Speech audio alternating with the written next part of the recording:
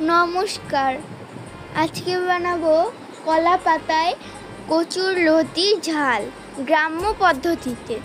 এর জন্য কলার পাতা নিয়ে নিলাম। কলার পাতার উপর কচুর লতি এভাবে কেটে দিয়ে দেব।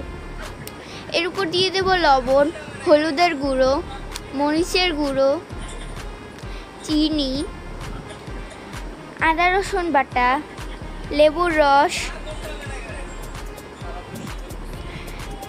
পেঁয়াজ কুচি,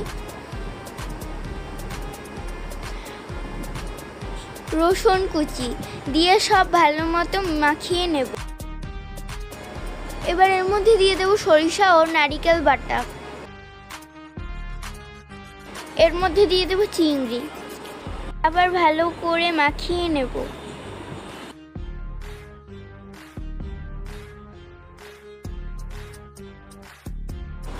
এবার সরিষার তেল দিয়ে দেব। এবার তাওয়ার উপর এভাবে রেখে দেব। এর উপর আরেকটি কলা পাতা দিয়ে ঢেকে দেব।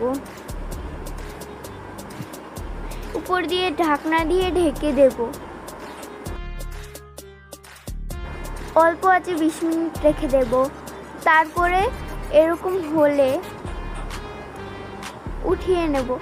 তাহলে ব্যাস তৈরি হয়ে গেল আমাদের কলা পাতায় কচুর ঝাল।